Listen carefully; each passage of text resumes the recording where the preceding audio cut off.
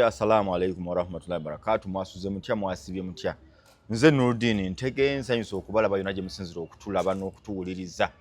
Bannaffe abali mu kyondo kya Buwarabu, abali mu USA, Canada, Latin America, ne tujja wano mu Asia, Europe and the rest of African countries. Mugamba mutya yonna gye musinzira. Nze Nurdin ntege once again mbabuuzaako. Leero kantandikeko n'eddiini. Eddiini ffenna tulina eddiini ze tukkiririzaamu wano mu Uganda. Naye ffenna tukkiriza nti waliyo omuliro, waliyo Negeyena. Bw'ova ku nsi ogenda genda mu Negeyena, ogenda genda mu muliro.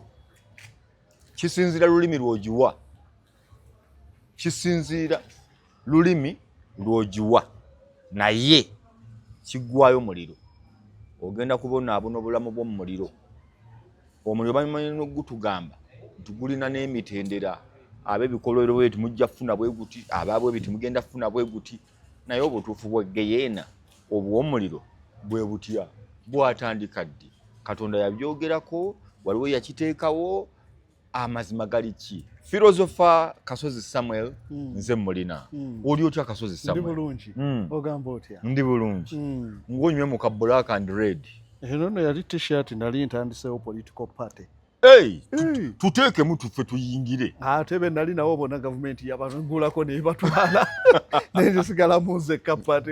Oli weka. Tutandike abantu bajja twegattako. Sente nali sina twali tulina kunganya mikono mu district zalinga 122. Uganda isente nga sina be nali nabo ne babawa aba advisor ne babawa ki ne babifawo. Naye nga party na Uganda Innovation ye party yali esinga okuboganize mu Uganda nga manifesto yayo ne mu Africa erabika yali esinga.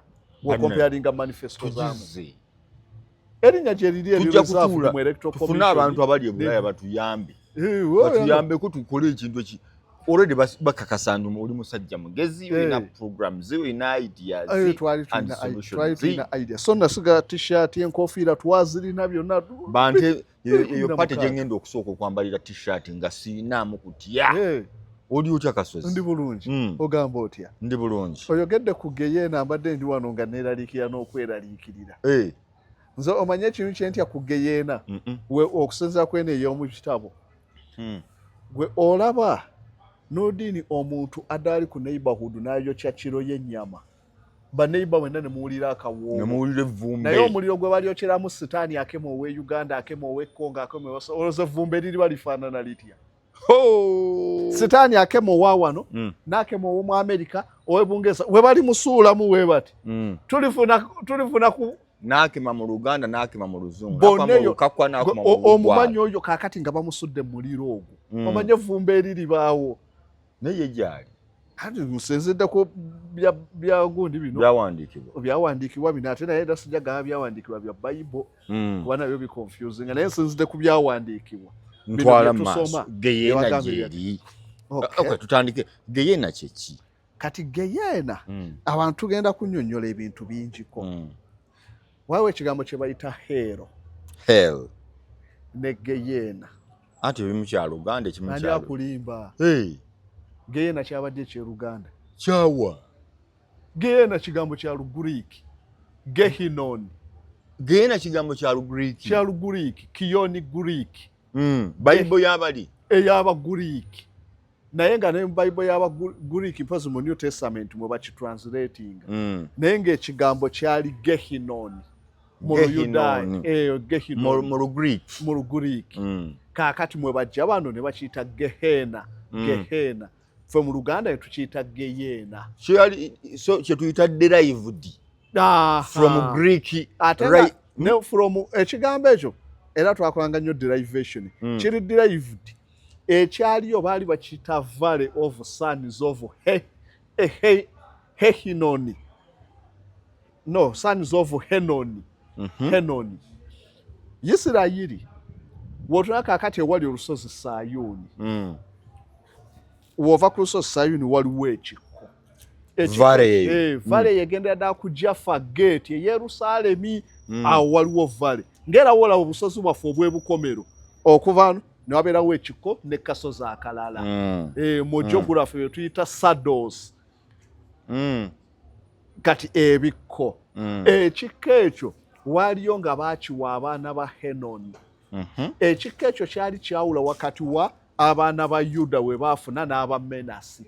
Isirayiri we bamala okusenga we batuuka nga bazeeyo Isirayiri. Yoswa bamaze okutuuka mu Promised Land.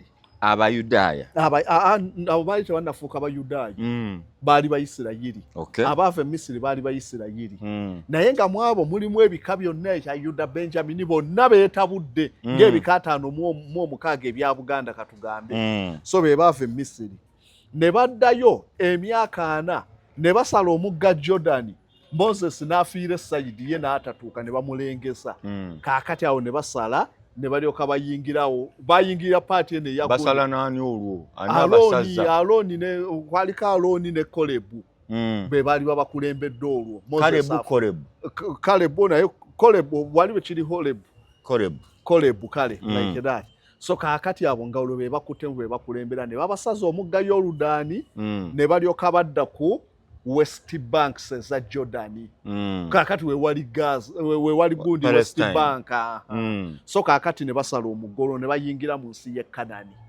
Bwe bayingira awo ne basigala nga bakyalwana n'abasigalira awo ne bamala ne bawambira ddala ensi y'e Kanani. Olwo ne batereera. Bwe batereera Katonda alagira Yoswa nti gabanya ebika 12 bigabanye ettaka lye muwambye. Ye muwambye ku banetive abadde be mulwanye nabo ne mubagoba. Okusinziira ku byawandiikibwa. Ku byawandiikibwa. Kaakati gundi Yoswa n'atandika okugabanya ebika 12 naye yagabanya bika 11. Ekya Levi tekyafuna kuba kyo kijafuna empeera mu tempo kola mu tempo. So ne bagabanya nti Benjamini ettaka eryammwe liryo tubawadde yiika mmeka nti tubawadde square kilometers 2. Abagaadi we wano kaakati wano aba Yuda n'aba yali Menasi n'aba Menasi ne babagabanya aba Menasi side aba Yuda nga naye kibawudde waliwo valley eyo kaakati ekiwonko kati ekiwonko ekyo kye bayita Hinoni valley of sons of Hinoni. Ekiwonko ekyo mwe muva ekyo from Hinoni to Gehinoni. Lwaki muvaamu ekyo? Anti kaakati olw'okuba nti no vale y'abaana ba Hinoni ne batandika okuyita oba balina we bagira nagamba nti Gehinoni oba kirina ekitegeeza nti no oba ekitundu eky'abaana ba Hinoni. Kaakati okuva mu Gehinoni baakiwandiikako nnyo. Ekifo kino baakiwandiikangako lwaki nti Valley of Hinoni we wali n'akafo ke baali bayita Topes wano baasuulangayo abafu emirambo. Kyembadde njagala waawo okukiyita Negeyena ne bakisikeri ne batandika okukikozesa mu bintu byo baasuulanga waabafu mu vale eyo. Era waliwo ne we baalagulira nti era ne mu COVID waabamu baakajjangayo akanyiriryako nti abantu bajja kufa amagumba bajja kufa nga Topes weewo we baasuulanga amagumba mu vale eyo nga basuulawo abafu. Abayitalo bafenya abakinga ne batandika okugamba mbu Topes kye baagiranga kino naye nga kyali wano Isirayiri nga kiri mu vale eya Gehinoni nga we basuula abafu. Kaakati ate kyakiweese tutumu ennyo ku mirembe gwa kabaka Ahaz ne Menasi. Kabaka nti Ahaz y'omu ku bakabaka nti Solomoni w'amala okufa abaana be Jeroboamu ne Rehobowamu ne balwanira obwakabaka. Rehobowamu n'akutulako aba Yuda ye n'akulembera aba Yuda. Ebika ebisigadde Yuda ne Benjamini ebika ebisigadde omwenda ne bigamba ffe twekutuddeko eby'omu north ffe tulangiridde gundi Jeroboamu muganda wa Rehobowamu ffe ye kabaka waffe. Isirayiri n'ekutukamu 2. Nkulaba kati bwekutukamu 2 baasigala bajja bafuna aba Isirayiri we bagitwala ate no Yuda nejjanga esigala efuna abakulembeze ab'enjawulo. Kaakati yafuna abakulembeze ng'aba King Ahaz nefuna aba Menasi. Ahaz yazimba ebigo n'abasinza bakatonda abalala bingi Katonda n'atamwagala nnyo. Kati ono ye yatuukanga ekifo ekyo Menasi ne kabaka Ahaz ne batuuka nga basaddaakiramu n'abaana child sacrifice. Byaveeyo babikolanga nabo nga basaddaakiramu abaana nga babookya bwokya. Ekigendererwa ki? Ate bonna kaakati bamugambye nti no woonooyokya ero kaakati lwojja okufuna by'oyagala ayokya baana. Kati baagirangayo nnyo child sacrifice kubeera n'amagumba mu vale eyo archaeologists ge bajjangayo ng'olaba amagumba agasiriira. So kaakati baayokyerangayo ki abaana. Kaakati okwokya okwo abantu baatuukanga ekiwonvu ekyo gye basuula abafu gye bakola buli kimu. Kaakati ne bagiyita vale eya Hinnon ne bagiyita Gehinnon ne bagiyita Geheena nga naye eri baasuulangayo bafu n'okwokyerangayo aba nga child sacrifice. Okay. Kaakati vale n'ebeerawo nga bagimanyi vale ki mbi kattiro. Kaakati yeeyo. Kaakati wano wonna Yesu okujja Yesu teyayogerako ku Heero. Yagambanga okusuulibwa mu Geyeena wali ng'Abayudaaya we bamanyi Geyeena. Ye yagambanga atya? Wosoma kandabo batu tuyinzanga atya? Yagambanga atya Yesu? Kandabe tulabe era okutabuka kuvaawa. Kaakati wosomanga Matayo 8:12 wano ayogera Matthew chapter 8 verse 12 nti the children of the kingdom will be driven out into the darkness where there will be wailing, grinding of teeth, okulumu obujiji. Bajja kusuulibwa in the darkness. Kaakati na kino ekya darkness kivaawa ntino Abaguriiki baali balina kye bayita heads era mu Bible bakozesa heads oba amagombe. Amagombe baali bakimanyi ng'ekifo ekyenzikiza era ekifo ekitaliimu kitangaala yadde. So kaakati we yayogera ku kino darkness n'amanya ekifo ekya darkness Abaguriiki mu Bible yaabwe ya Septuagint ne balifaalinga nti ki heads gy'ayogerako. Naye Yesu ye yagamba bugambi ekifo eky'okulumu obujiji mu nnyanja ey'omuliro. Teyayogerako nti nno ku Heero. Heero kyatandika na Bible ya King James abayita nga tekinnatandika wano mu vale sirabawo ennyanja, sirabawo nnyanja ya muliro. Kaakati anti awo wetu interpretation eriwo ey'ennyanja, ennyanja ey'omuliro, lake of fire. So kaakati bino byonna ebya Geyeena Bible y'Abayudaaya gye tugobereranga Bible yasookera ddala terina weeyogererako ku Heero oba okwogera ku Geyeena nti bookyerayo bantu baki boonoonyi. Wabula kye baali bamanyi nti eno abantu abaalina abaakolanga ebikolobero baabokyerangayo. So ne bamanya nti abantu abalina ebibi babookyera ki awo mu vale eyo ku mirembe gy'abakabaka ab'enjawulo. Wuno akoze kino nga babookyera. So ne bamanya abalina ebibi babookyera ki awo mu kifo kye bayita Geyeena. So kaakati eyo ye Geyeena ey'Abayudaaya emanyikiddwa. Nkuwulira. Yes. Kaakati Geyeena eno mu Old Testament eriyo kyogera ku Heero yadde era Abayudaaya tebamanyi nti eriyo Geyeena. Bw'osoma Old Testament yonna Old Testament oba wosoma Tanaka ey'Abayudaaya Bible teyogerako nti no waliyo okwokya abantu omuliro. Yo Old Testament eno gye tusoma wano kuba Tanaka nga bwe tugamba twasikayo ebitabo ebimu n'ebirala tugeze eby'aba Greek okukola Old Testament. Is it? Oba basika bya New Testament? No. Kaakati Bible ey'Abayudaaya Tanaka gye baasiiringa ku mulembe gw'Abanekeme around 400 BC yalimu ebitabo ebya Pentateuch n'ebeeramu ebitabo ebirala ebya Kativimu ne Fiimu ebitabo nga 27 eva ku Genesis okutuuka ku ki ku Malaki. Eyo ye Tanaka ey'Abayudaaya. Tanaka eyo Abaguriiki bagisikayo bulungi ne bagiteeka mu Septuagint ey'Abaguriiki. Naye baagattako ate n'ebitabo ebirala bye bayita Deuterocanonical. Bwe muli ebitabo bye nagambako Solomon's Wisdom, Maccabees, ekisooka ekyokubiri n'ebirala. So ey'Abaguriiki ne bongeramuko ebitabo ebirala ebitali mu y'Abayudaaya. Ebitabo bye baagattamu byawandiikibwa okuva wakati wa 3 paka ku kujja kwa Yesu. B'Abayudaaya tebaabiteekamu. So kaakati eyo y'enjawulo. Naye we tuba nga tugasseeko ebyo eby'Abaguriiki ne tutunuulira Tanaka yokka oba Old Testament nga ffe gye tulina mu Bible eva ku Genesis paka ku Malachi mwonna temuli kyogera ku Negeyena, temuli kukyogera ku kwokya babi, temuli kyogera ku ggulu. Era oli waaba ali wano ajja kuvaayo tuteerewokko olunyiriri olwogera nti nabbi gundi yayogera nti ababi bagenda kubookya mu Old Testament. Temuliimu kyogerako tiwaliyo omuliro omuliro gwe bamanyi. Era bo Abayudaaya wotulaba labbi ab'enjawulo abakugu mu by'Ekiyudaaya. Kuba Abayudaaya balina sources ze bajjamu okumanya kwabwe nnyingi oba ebiringa ebitabo byabwe. Balina Tanaka, balinayo Talimundi, balinayo Midrash n'ebirala byonna. Ebyo byonna bibawa information.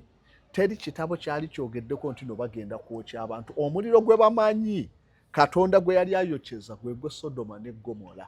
Ate omuliro gwabwe gwe bamanyi ebibonerezo bya Katonda Abayudaaya bo bibamanyi si bya lubeerera mbu entanite, bibeerawo ne biggwa ekirala ne kijja. So Abayudaaya punishment, divine punishment ewa Katonda ku Bayudaaya zibeerawo kaseera naku 2 saawa ne kiggwa. Okugeza amataba ga Nuuwa gabeerawo ne gamala ebbanga ensi nekendeera, eyo punishment neggwa. So that's a divine punishment ku Bayudaaya. So sinti amataba gabeerawo ddala mu mirembe nannaku ago ne gaggwa. Ne tudda ku kuzikiriza Sodom, that was a divine punishment. Okuzikiriza Sodom omuliro gwajja ne gwokya Luti n'abantu be ne bawonawo, abasigadde ne gumala ne guzikira. Yeno omulabe omuliro ne gumala ne guzikira. So Abayudaaya bamanyi punishment okuva ewa Katonda zijjira mu bintu ebityo ne bibeerawo ne biggwa. Zijjira mu kubatwala Babuloni mu bunyage, eyo yali punishment. Naye Katonda ow'Abayudaaya talina punishment eri awo, tejja kubeerawo lubeerera ate nti negenda kwokya babi abakola ebibi. Nno mu Bayudaaya bw'okola ebibi, bw'okola ekibi ku neighbor balina punishment okusinza ku mateeka gaabwe. Bw'olingiza muka kitaawo nga na punishment kufa. Teriyo punishment ate afuta kufa, waliyo punishment ezigenda okujja bw'oba omaze okusavinga. Punishment z'Abayudaaya njagala okubawaako bamanye nti ekyokugamba nti bagenda kwokya abantu, Isirayiri tebabimanyi nako. Kuba mu Katonda waabwe gwe bamanyi punishment ezo si ze za Katonda. Zikoma wano ku nsi ate zibeera za kaseera. Teri after. Kati ono bino bivaawa bino. Ati ngenda kutandikirako nkulage. Teri after. Ebyo byonna biri awo ki? Bade nkyakuwako punishment. Abantu bamanye nti Omuyudaaya ye olunaku lw'enkomerero si lwe luno olwamu olw'Abayudaaya lulala nnyo ate babadde olunaku lwabwe olw'enkomerero lulimu ebintu birala nnyo si bye bino ebyammwe. Njagala abantu basooke bayige kino. Kwaliwo nasanze ne bangamba osomesa buwo otukompeyalinga n'otulaga nti baba Isirayiri bakkiriza kino ffe ate no tukkiriza kino. So njagadde kubawa bo kye bakkiriza ti punishment eza Katonda zibeerawo kaseera mu Bayudaaya. Era omuntu w'okola omusango bakupanishinga day and then nga biwedde. Ku lunaku lwa Ssabbiiti bw'otambula bajja kukutta. Bwe walemanga okuwa ekimu eky'ekkumi ng'ente ye ezaala akaana akalema, endiga ezaala kalema, eyo punishment okuva ewa Katonda. So tewali yeyo ntino tulinda ate punishment ku lunaku lwa nkomerero. Katonda akubonerereza ku nsi. Era olunaku lwabwe olw'enkomerero. Oba bw'ofa n'omanya nti olunaku lwabwe olw'enkomerero gye mulindira nti ajja kujja abakuŋŋaanye asale omusango mu Christianity. Mu Bayudaaya bo Mesaya ajja kujja buzi azeewo Isirayiri abakuŋŋaanye bonna bakomewo mu Isirayiri. N'abakozi b'ebikolobero bonna bamanyi ebikolobero. W'onoddamu okubikola amateeka gaaliwo agabakolako. Tebaalinanga divine being okujja okubakolera ku bikolobero. W'okolera ekikolobero amateeka gakolangako day and day. So kaakati Mesaya waabwe ajja kubakuŋŋaanya oba boonoonyi oba si boonoonyi, abakuŋŋaanya abali e Uganda abazzeeyo mu nsi ya Isirayiri, amalewo abalabe baabwe abaleetera ekiseera eky'emirembe oba ekya Shabbaato, babeere mu nsi lubeerera mu entanite mu kweyagala. Teri ggulu bajja kuba ku nsi wano. Eggulu lyabwe liri ku nsi wano nga ne Mesaya bali naye bali mu lunaku olw'ekiwummulo. Beeyagala bweyagazi. Tebalina balabe, bakola kusinza. Garden of Eden yagenda kukomawo ewaabwe wano.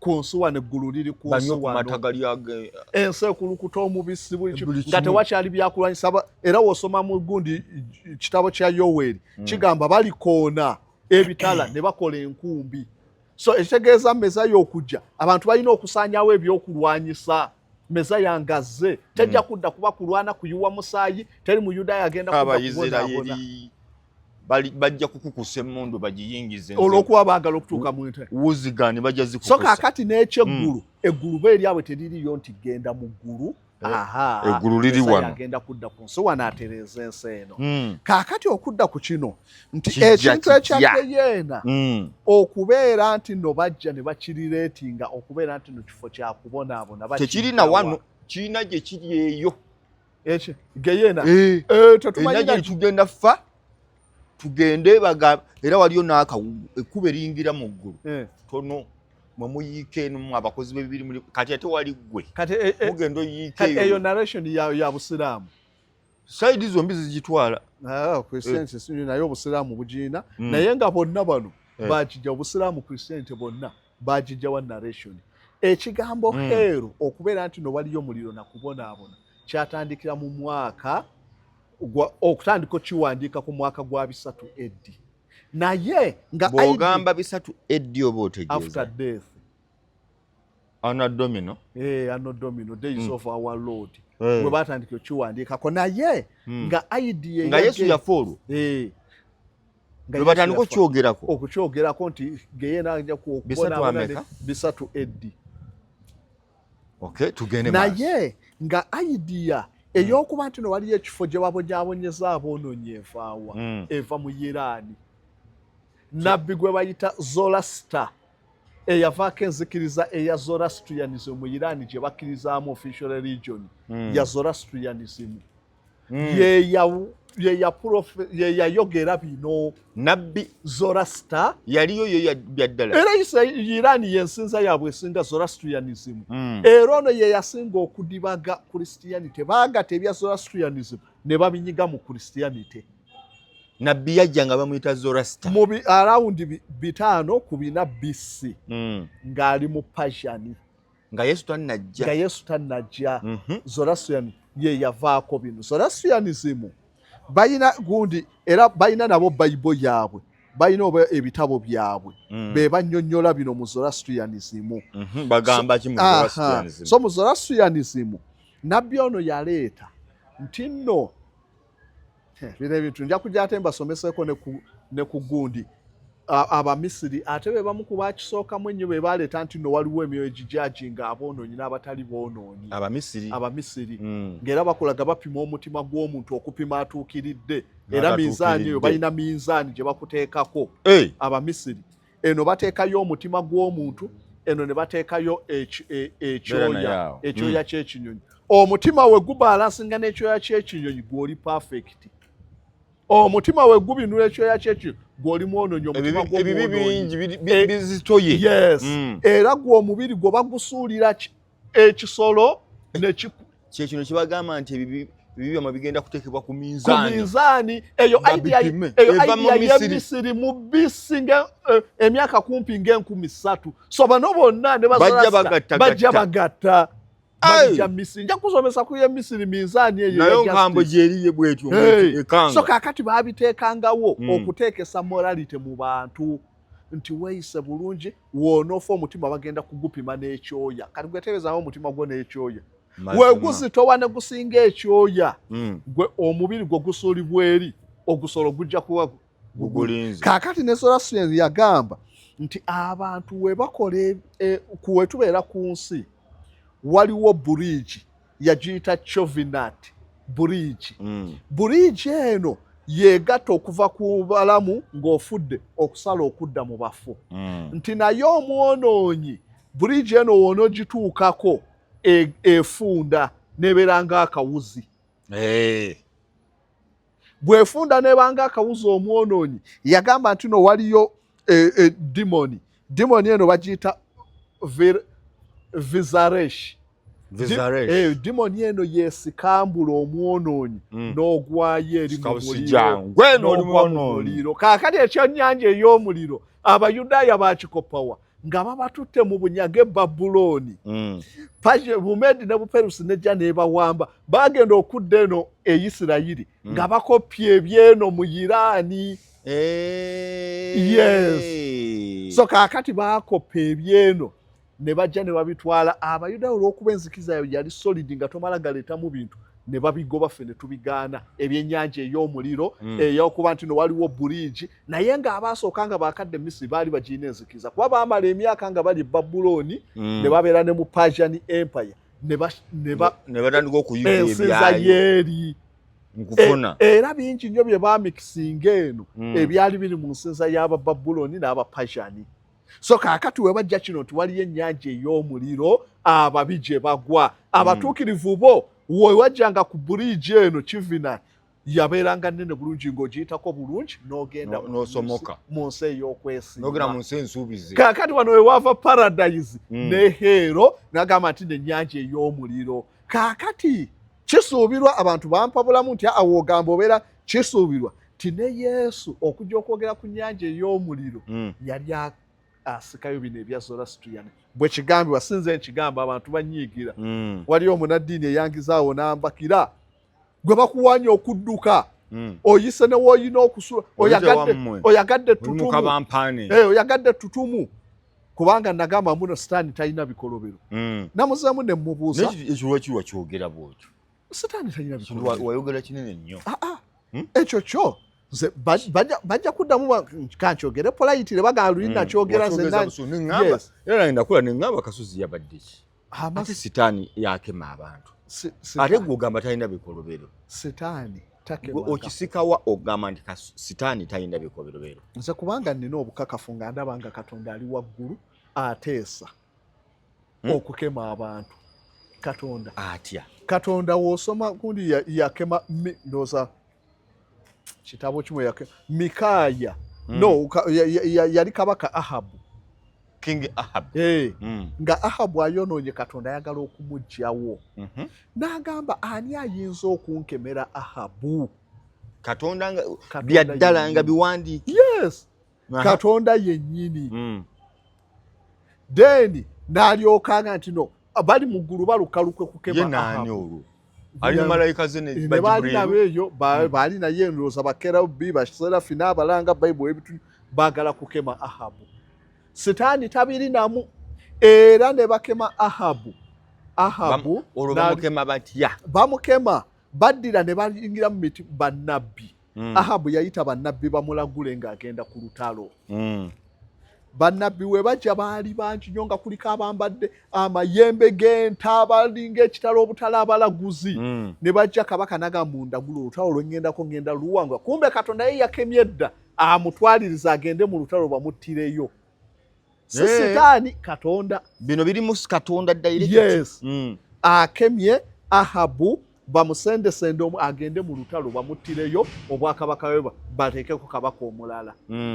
Ahabu ng'ayita abalaguzi be ng'abalaguzi bamugamba nti ojja kuwangula abalaguzi ng'ebikumi 300 bonna bamugamba ojja kuwangula. Kabaka ne yeekendaga naye nina akasajja ka Mikaaya akampakanya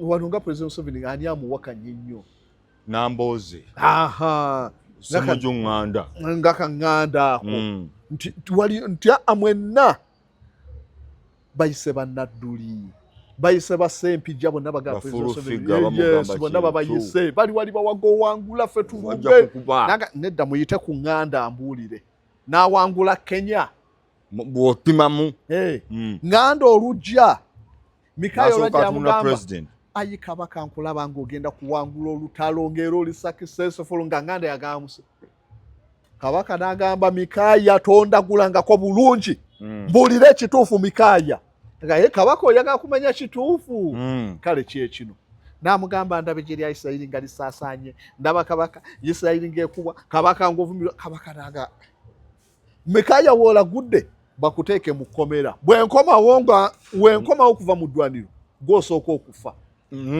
gw'ondagudde bino tonjagalangako abalala baŋŋambye nja kuwangula gw'ogambye ku mutima gw'omubi kale kaakati kabakuteekewo wenkomerawo gw'osooka okufa kabaka yadda yagenda yagenda ku ddwaniro bakuba Abayisirayiri Ahabu n'atuuka okwambaza omuntu we bamuteeke mu kigaali ne bamwanga ye ne paka era bamwe nti nedda kabaka wuuli ne batwala kabaka embiro bamufumita bazza mufu nga Gaddafi Gaddafi ddala bakoma bukobi nga Mikaya bamutamu so naye nga Katonda yamukemye si Sitaani kati Katonda bwe yamukema n'avaako nazzaakaanyo Ahabu yavaako bakudda kwa Menasi na ne Menasi yali mukozi wa birukobero sherinnya nga baalituma kintu ng'ekigambo wano kinyonyola birala tubawe bagala menace to society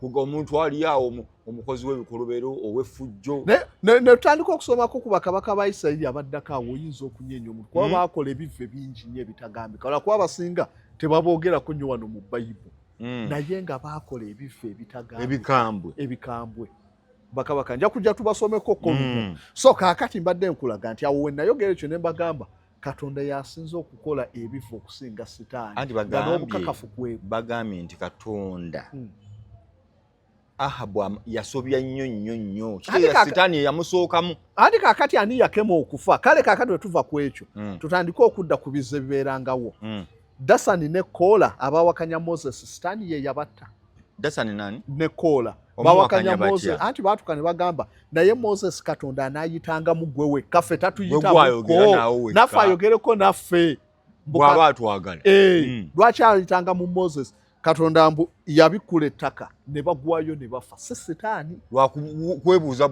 nga wonogaa naye Museveni yekaya n'atufuga day and day ofiirawo baali bajjeko essa ey'endagaano bagitwala bagijja mu nnyumba emu we baali bagitwala okugiteeka mu tempe entukuvu kabaka Solomon azina amasi ey'endagaano Ark of Covenant Katonda mwe yatuulanga ey'Abayudaaya bagijja mu nnyumba kabaka Solomon amaze okuzimba tempo bamaze okukola byonna bye bakola gwa King Solomon anti yazimba tempo era yalina okudedicatingayo tempo eri Katonda batwala keesi ey'endagaano abagisitula bagenda amazina amakondeere ge bafuuwa nga n'ab'e Rwanda ndowooza bajjula okuwulira distance kuba bagamba n'abaali abaawulira omusinde gw'amakondeere yeyo gye baagamba nti yalina okukwatibwako abantu abalondemu abali hore yes eyo era baabeerangawo abagyetikka abaana ba Leevi nga be baawa omulimu ogwo kaakati mu kutyabula amazina ekkeesi eba etagala bweti oli n'ayagala judge yafiirawo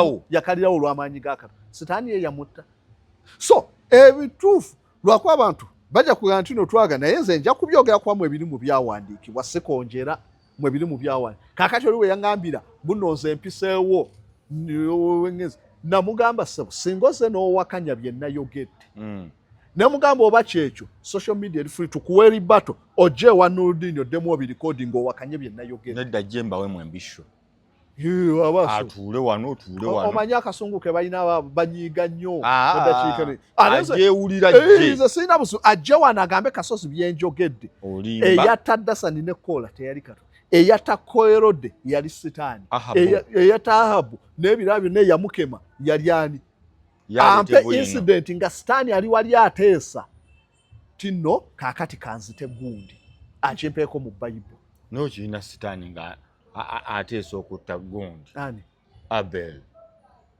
ani yatta Kayini thuruhu ono ye yamugamba bugambi nti nno muwala wo bamutwala muganda bamutwala amukema yamugamba bugambi kakati nze Nuruddin we kugamba ta mukazi wo okusalawo kuba kusigadde eryani mugamba ta mukazi wo ate oyinza okuŋŋamba mutte mu mbeera nga olina obuyinza ate Sitaani yalina obuyinza obuyinza bwali eri Katonda olaba ne ku Yobu Sitaani yakola byakola byonna naye yamaliza tassa Yobu ne waliwo yambuuza nti byonna nga bigenda mu maaso ye Katonda lwaki atuleka ne twonoona ate kakati waliwo yakimbuuza nti Katonda atulinako amaanyi atulinako obuyinza kati lwaki tatulemesa kwonoona kati ebyo ebimu ku byebimwera bye ŋŋamba bijja okunkaayanya fe abaana be yatonda lwaki awa Sitaani amaanyi n'aleka Sitaani atukeme ng'ate amuyinako amaanyi lwaki tamugaana otukeme ye kakati okulwanagana kwa Sitaani ne Katonda nze kunkwatirako wa Katonda yaliragidde bulagizi Sitaani ne yeetondera Katonda nti amusole ne biggwa ne tubiwona naye sebe empalana mu kubanga bali empalana anti mbuno Sitani yayagala okuwamba Katonda ava ku kyokwagala omuwamba okwegulumiza yayagala afuuke high king mu kitabo kya Enoka bwe bakugamba yayagala afuuke high king ng'obuzibu buvuddewa naye ati Sitani mbu yali mulungi Sitani Bayibuli egamba Katonda yamutonda in a smokeless fire mu muliro ogutaliimu mukka flameless so kaakati n'abanga mulungi nnyo era woosoba bagamba nti nno ate awo nawo waliwo ebizibu bingi naye tulituukawo bagamba Sitani yali mulungi nnyo nga bw'awanika ebiwawaati omuvaamu amaloboozi 12 bw'akola nga olaba ag'ennanga gonna gava mu Sitani kati bonna ne beegomba amaloboozi agali mu nnanga gonna gava mu Sitani nga gonna Sitani agalina ngenda gireka nali njagala nnyo ennanga eyo nerabika nali mutuufu ogireka nagamba kanjireka erabika ekema nogiva just amaloboozi ago gaali mu Sitani kati bamalayika bangi nga balaba Sitani mulungi ng'okusinga Katonda ye wajja bw'ati swaga tabowa owulira vibe yokka naye lwaki sigwafuuka Katonda kye batugamba then kaakati Sitani awo olw'okugulira n'agamba mutuufu nsobola okusinga Katonda munaalaba okwegulumiza mu Sitani ne balyoka batandika olutalo awo okulwanagana nga balwana okubeera high king okusinziira ku bitabo ebimu kati ng'ebitali mu Bayibuli wakuga Sitani yayagala ye ateekewo eggulu eriri erisikuluma ku lya Katonda yabeera eyo we yabanga alinnya ne Katonda n'alinnya omusinga paka ani anaabeera high king paka Katonda yasinga Sitani n'amuforcinga okukka ku nsi so lwe lutalo naye kaakati olw'empalana eyo kuba mwalwanira obukulembeze nange ebizibu bijje ku nze nga wano Besigye asobola okwetondera mu 7 ate ffe bitujjako bito lwaki ogamba empalana yabwe anti mbwe yasindika Sitani ku nsi n'atonda ffe abantu abali mu ggulu balabe obubi bwa Sitani so ffe yatuteekako nga kinoso ku ddobo ffe n'atukozesa ekinoso yinza kinenya ng'ekyennyanja kikiridde kirina maanyi ki nga kiri ku ddobo kirina maanyi ffe otunenyezaawa Sitani ng'atukemye nga gwe walwanagana naye n'olema okumwettira n'omusindika ffe tumulemererwe noludini katabaniko n'okakuza ne koonooneka n'okagoba mu nju n'okasindikira banneyiba obwana bwa nneyiba nobanenya lwaki omwana abawanga naawe yakulema namufubutula okumwewonya bya Katonda naye tubadde tukyali ku kya Geena alibadde kulaga eya Geyeena bagijjawa mu Pashani yewaali Geyeena nga yo bakirinako kino balinawo ne bridge omuntu kwoyita kasitolemu okuyitako bwoti okayobusi ebyo bijja kusika bikutweka waliyo diamond namba yesika ababi ne mukkayo then abalungi bo tebasika ekkubo libeera ddene bulungi ng'eyo nzikiriza y'Abazoroastrians era ne kaakati yenzikiriza yaabwe kaakati bano ne babisikayo kwe kubireeta eno mu Old Testament ne tubiraba naye b'Abayudaaya tebaabirina kubanga baali tebannaba kuwemikisinga n'eri kumanya byayo tovola mu Bayibuli y'Abayudaaya teriyo kyannyanja ya muliro tebiriyo kino oli waabanga agamba Kasozi njagala asome Bayibuli yonna ajambikkulire mu Amosi oba ewa yonna andage nti nno Amosi yayogera ku nnyanja ey'omuliro nti ababi gye bagenda okubateeka ebyo baabireeta luvannyuma kye bayita post exilic period after exile nti omunnalwanda ali e Rwanda wagenda n'awaŋŋangukira embaali asobola okuddayo n'embalu abannalwanda abali e Uganda baddayo e Rwanda babba ne bali ebyennyanja ne babirya ojja kulaba nga bagenze n'amayembe gaffe baali tebabirina bajjawo ne bagwa mu Banankola bagwa mu Baganda b'e Masaka olaba n'Abadinka bwe bajjayo ne balya emmere yaffe kaakati n'obubi na balina munnange batandika okufunamu akamera nalaba mudinke emunyonyi eyo nga mulungi okufa bulungi era ne beeyongerayo emyaka 2 ojja kulaba nga Abadinka kitalo butalo ku haiti yaabwe nga ne kala ekyuse bajja kujja bafaanana baganda babamuke kaakati na bano be baaleeta bino ne bakopa Hero nga yali mu Bazoroastrian nti Hero bonna abakola ebibi bajja kulema okuyita ku bridge bagweyo then yewali okubonaabona abayitako bagende mu nsi ki ey'okwesiima kaakati wekyajja so kyova olaba ti mu New Testament yewali Hero mu New Testament bakyogerako emirundi 33 New Testament naye mu Old Testament tekiriiyo mu New Testament Hero mu bikola by'abatume teriwe bajogerako n'ebitabo ebiddako wabula eyogerwako wano mu Matayo Yesu n'agamba nti nno ne bagwa mu nnyanja ey'omuliro eno yennyanja yali mu Bazarasituya nga bo baagimanya dda. Kaakati njagala kumanya olina weyogedde bisatu eddi n'ogamba wekitandikira okusembera wa anti kaakati wano mu biseera bya Constantine olwo Rome enkafiiri emaze okwembulesinga eddiini Christianity kaakati we baatandikira okuleetera bino byonna n'otandika obiwandiikako bo batuuka ne bawandiikamu nebyo byebaagala anti kaakati bajjanga bagattamu baatunuuliranga abantu bano okutya okukola ebibi kiki ekiyinza ne bagamba tuleete idea eri ey'okuba nti n'ennyanja ey'omuliro kaakati ate heero ne wasoma Bible wasoma Vulgate ey'Abalatini ye Bible ey'okusatu eyaddako okuwandiikibwa oba translation okuva mu y'Abayudaaya kudda mu Septuagint kuva mu Septuagint kudda mu Vulgate ey'Abalatini kuva mu Vulgate ne tulyoka tudda ku ya Luzarene y'Abamatini Luza n'abalala awo wonna ezo Bible zonna tezaayogerako kigambo tezaasomako bino ne bagamba nti no okugwa mu nnyanja ey'omuliro tezaakiyitako heero Bible yakiyita heero ye King James Version abaakola translation badde ekigambo shell SHEOL ekyali kitegeeza amagombe bo ne bagamba shell ne bakirifaalinga nga heero ne bagamba nti no wali okubonaabona ye Geyeena naye nga Geyeena gye walifaalinga Abayudaaya kyali kifo kirala ne shell kyali kifo bo baakwata okubonaabona ne bajjayo ekigambo nti ennyanja erimu okubonaabona ne bamanya nti neyo ye Geyeena ne bajjayo Geyeena kaakati bo Geyeena ne bagituuma ki heero era heero kitandikira ku King James Version Bible endala tezaakiyina ye Yesu wano wayogedde we yagyogererako ennyanja ey'omuliro yagidetailinga ati yaginnyonnyola atya in detail no ye yagamba ne bagwa mu nnyanja ey'omuliro erimu okubonaabona okulumwa obujiji nakiye kye yayogera teyakoma teyagiwalinnya nti oba kino na kino na kino teyagambako nti eri waggulu yava mu bbanga okyogera ani Yesu anti ogambidde nti olwedde bano nabo Abazarasituya tebaatubulya nti eno gye bagwa okuva ku lutindo kiri mu bbanga kiriwa wabula bo baagamba bugambi olutindo oluliwo okusala omala ogwe wansi mu nnyanja kati n'eno kye baasika eno ne bakireeta eno mu New Testament nti ennyanja eyaki ey'omuliro ey'okubonaabona paka emirembe n'emirembe so ekyo kye baayongerako ku New Testament kaakati abasinga bwe bagambira nti omuntu eyasinga mbadde nkulaga nti no wano mu gospel baayogerako kuki ku nnyanja ey'omuliro mu teachings za Yesu ebitandikira okulabikako naye emabega tebyaliyo yadde then ne tuvaawo ne tudda mu bitabo bikolwa by'abatume n'ebitabo ebyaddakawo wonna ebikolwa by'abatume bituwa nnyo foundation ku Christianity lwaki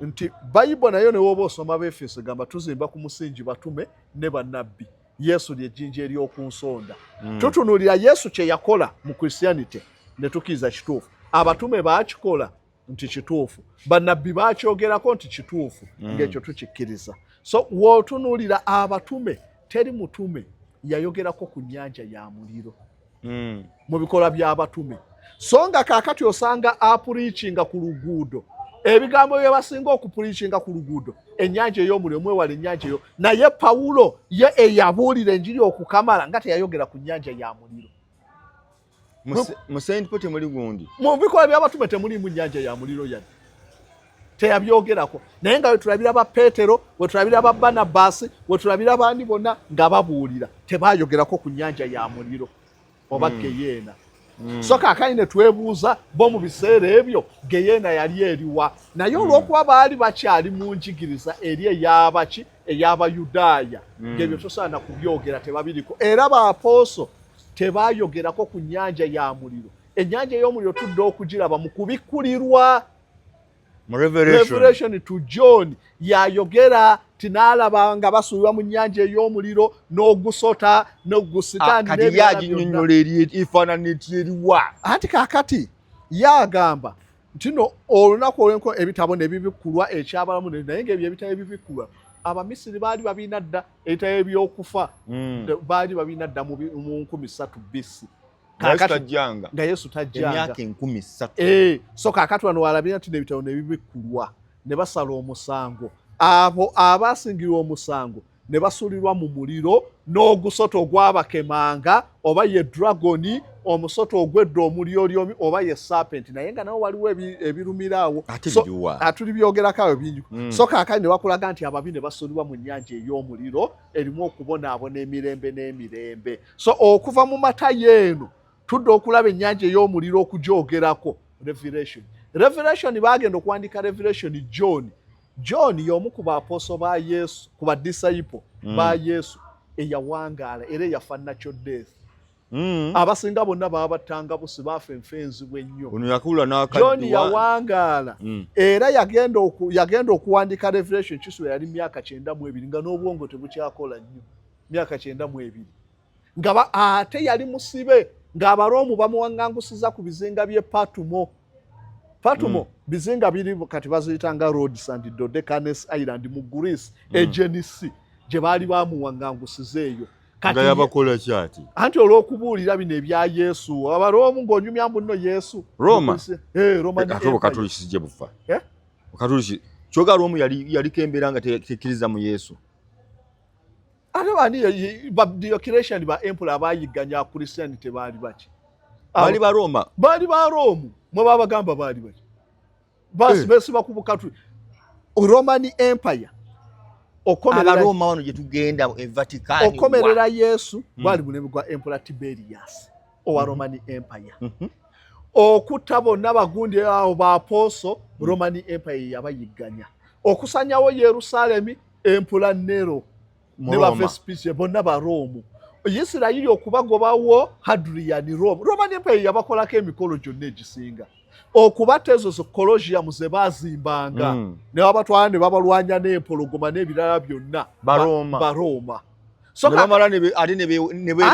Constantine watuuka n'alabanga Roman Empire ejena Roman Empire yakoma okuba ey'amaanyi mu 18 oluvannyuma lw'okufa kwa Marcus Aurelio awo neekutukamu nejjanga enafuwa naye bwe wajjangawo empulo ow'amaanyi ng'akolayo byakola nesigala ng'ekyali netwalayo emyaka emirala kumpi nga 3 ng'ekyali kaakati Constantine yagenda okujja yasikira Diocletian baali bako emperor ye yali omu kubafuga yatanya Abayudaaya yatuuka okuyisa edict n'alagira bamusinze nga Katonda atamusinza nga Katonda Abakristaayo n'Abayudaaya bennyini babiri abo baali babayigganya Abayudaaya tebakkiriza abeefuula mubakkiriza mu Katonda Abayudaaya mu Yahwe n'abaana abakkiriza mu Yesu bonna nga babayigganya buli omu ng'abeera ku dduka so kaakati Abakristaayo ono Diocletian yayisa ekiragiro eky'okumusinza nga Katonda n'agaana n'ebitabo byonna buli asoma Bayibuli oba alina Bayibuli n'okukwata nayo gwakufa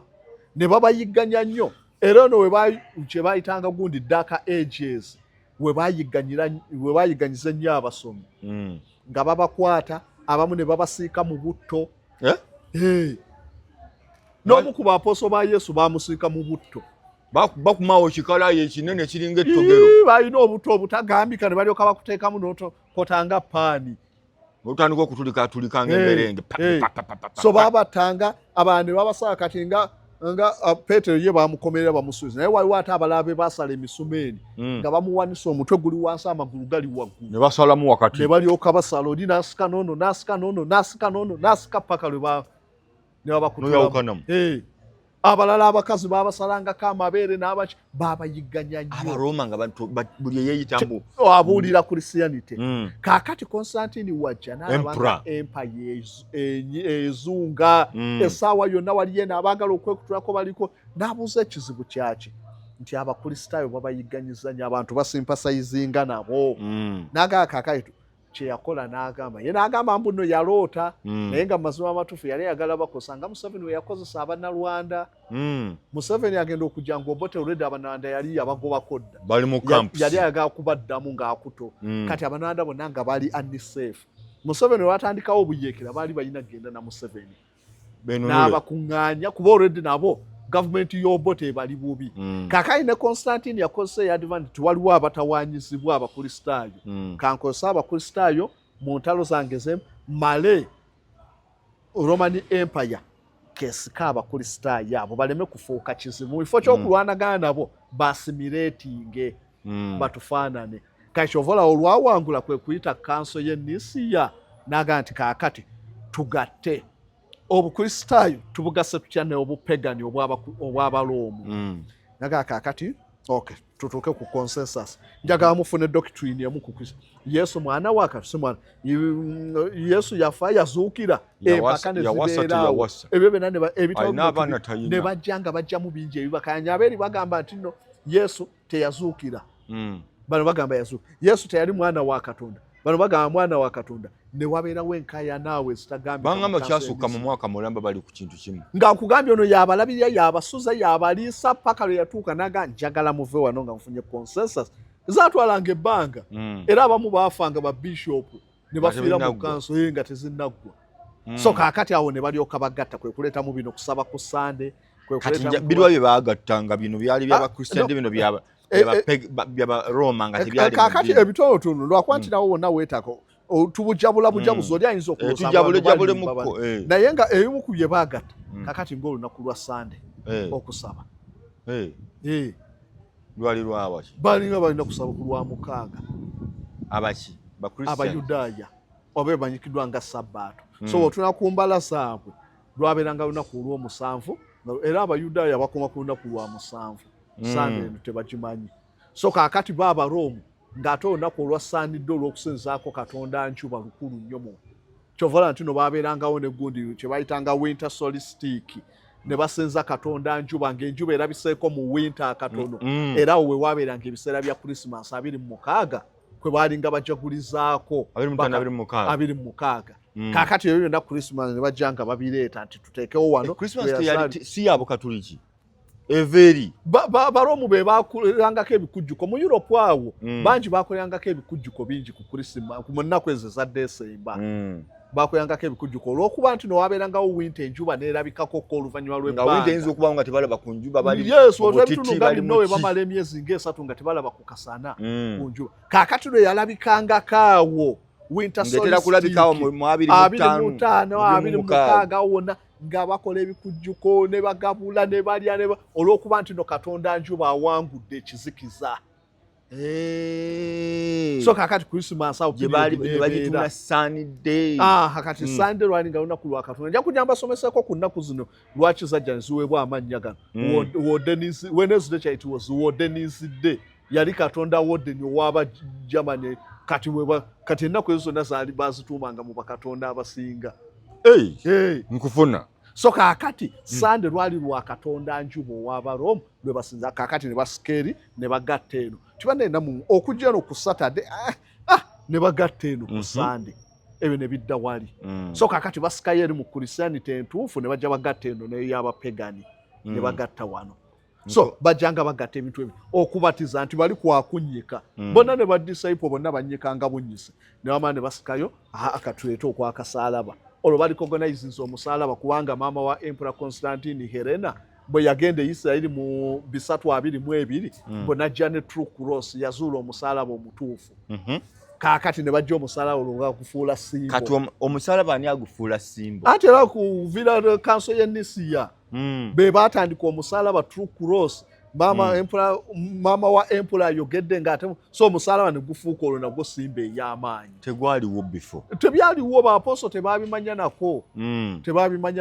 So ebisinga byonna baabitabikamu butabisi. Naye nga byonna bivudde ku ki olw'okuba Roman Empire yali ki ey'amaanyi. So bino byonna ebya Negeyena nkutwale kankole fast forward. Kati njagala kutuuka ku King James Bible. Ogambire eyo King James Bible bagenda okugiwandiika. Already waliwo Bible zaali empandiika endala nnyingi nga bwe twajjanga tuzoogerako. Naye King James yatuuka ne bamusaba nti tubeerewo ne Bible eri mu Lungereza. Waliwo endala ez'Olungereza ezaawandiikibwa naye nga balina okuwandiika Bible kuba mulimu ebyenjawulo bingi lwakuba tetwatuukawo naali kulazeemu ebimu bingi bye baakyusanga. Tujja gipiikingako lumu tutwale maaso. King James baayagalanga okuteekangamu ebisinga baabikyusanga olulimi mu Lungereza. Kaakati ebimu baabikyusanga tebaalina Bayudaaya basobola kubannyonnyola nti kino ekigambo kitegeeza bwe kiti. Yes. Ng'ate nakulaga Potolomayo owookubiri we yayita nti n'Abayudaaya okuva mu bike byonna ebya Isirayiri ne babatuuza n'abala ne bagamba mwenna mu bano batweke Egypt bateeka Egypt ono ye teyayemployingako bali awo wabula yafuna bamonko n'abatwala bakiyita Lindisfarne Island kazinga kali mu North Sea ne batuula eyo kumpi emyaka n'aga mu translating enjagala mukole Bible y'olusu kabaka ja commissionize King James ye ava ku kyokwagala kye kyamu inspiring okugamba can translating this Bible. What inspired him and what caused this? Ekyamuleetera ekyo nti King James Bible ezaalingawo ezisinga abajamani bayina ezaabwe Switzerland bayina ezaabwe ne abangeza tebayina Bible ate ezaaliwo oluzungu lwalinga lukalubo nnyo kaakati nga baagala oluzungu oluli simplified muko so Bible nyingi nyawo zonna lwakwa twasiko tujja kwogera ku zi Good News wezaava the New International Version zonna bajjanga bakendeeza ku kizibu ekimu nti oluzungu oluli muliruka tuwandiikeyo ne bakomona gye banaasobola otegeera kaakati King James yayagala bakolewo Bible ng'abangeza bonna gye basoma ey'oluzungu kaakati kwe commissioning ekyo ng'ate ayagala okujja kuba yali mutemu nnyo yali mukambwe ayagala okujja wa atrocity era King James yaviirako abangeza abangi okuddukira mu America 1600 olw'effuga bbiri yayina yali mutemu nnyo effuga bbiri ali linjiko ate n'ayingira ebyeddiini ate kabaka agambikako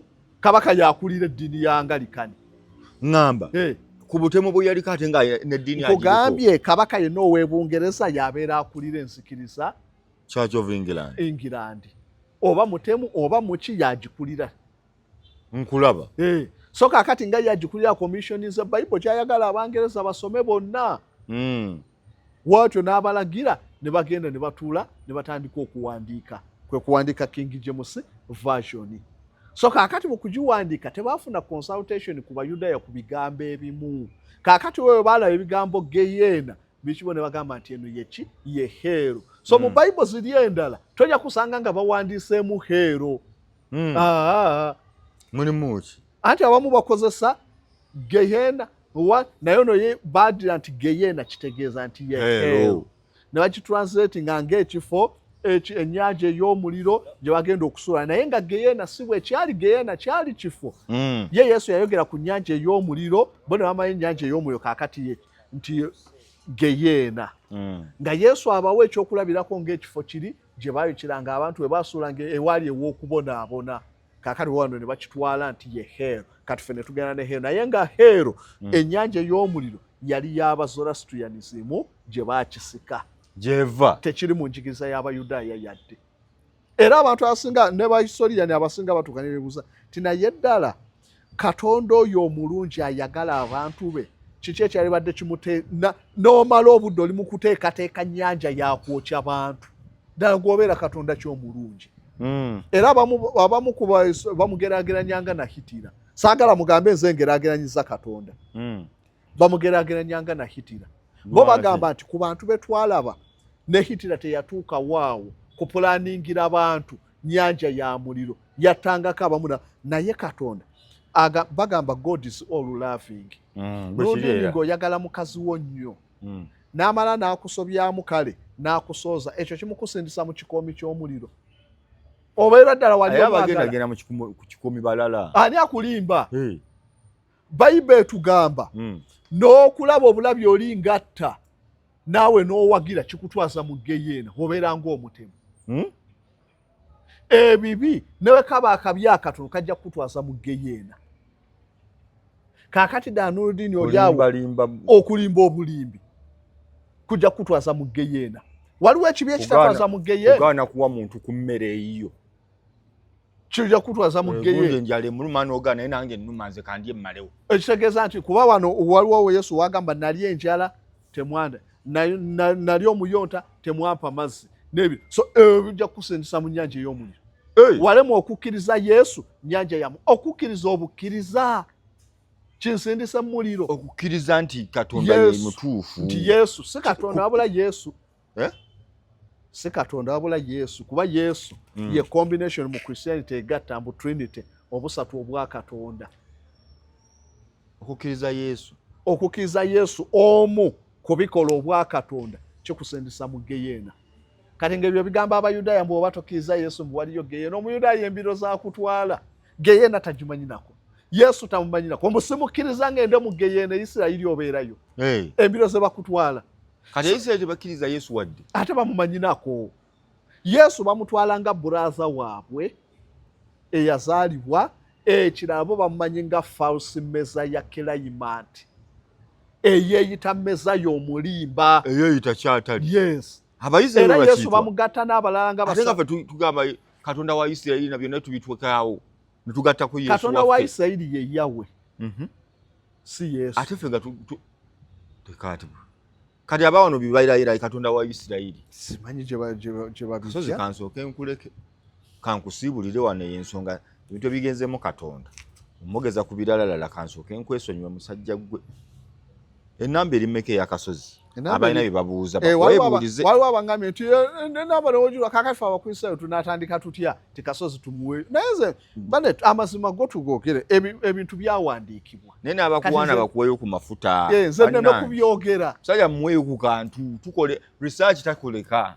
Nze kale we bagamba nti nno nze njogeredde Christianity. Ekisooka si yenze yaleeta abamissionary. Kasozi sirina paati gye ngenda pulayinga, si nze yayita abamissionary. Mwe mubuulire. Nze muleke nange njogera abaagala ebyafaayo babikole ki? Babira. Nammwe mubuulire eyo. Mumukonvinsinga abantu. Some namba Kasozi. Enamba eri 0756 67 22 11. Ate twogeddeko bitosiba comparingidde Geyeena ya Christianity n'ey'Obusiraamu. Kuba ate ey'Obusiraamu ngenda mu y'Abakristaayo ne sigenda mu y'Abusiraamu. Tujja kujja tuzicomparing. Wasoma ku Maliki malayika wa Geyeena? Aliwa. Ono ow'ensuuluulu. Ekyo nno omanyiiko kitono. Naye ayina engalo ez'enkanankana aboonoonyi abaliba mu Geyeena. Malayika wa Geyeena Nabbi Muhammad gwe yalaba nga genze ku lwe yagenda mu ggulu. Yatuuka bamalayika bonna ne basumayiringa, Maliki yagaana okusumayiringa. Naye omuntu abulijjo w'omutunulira olw'obubi ofa n'okufa. Obubi bwa Maliki bwafa. Malayika akuma Geyeena ali omukambwe ennyo. Alina engalo z'enkanankana aboonoonyi abaliba mu Geyeena. Buli omu alinako olugalo olugenda okusika. Geyeena y'Obusiraamu mbi nnyo. Gye balimu okukuyisa olujegere mu kabina paka mu kamwa. Eyo ebeere kamwa eyo. Toyinza kwonoona, toyinza kukola bibi. Geyeena y'Obusiraamu. Naye nga naye era eva ali mu Zoroastrianism. Toyinza kukola bubi mu Busiraamu. Geyeena y'Obusiraamu. Obukola oba okigendera. Ng'onywa amazzi ag'olweje ng'ate nnyonta tewona. Ng'ate nnyonta tewona. Agalimu olusirasira. Waago. Tujja kutandikira awo. Nze Nurdin Ntege tukwatagana n'omulundi omulala. Mweraba.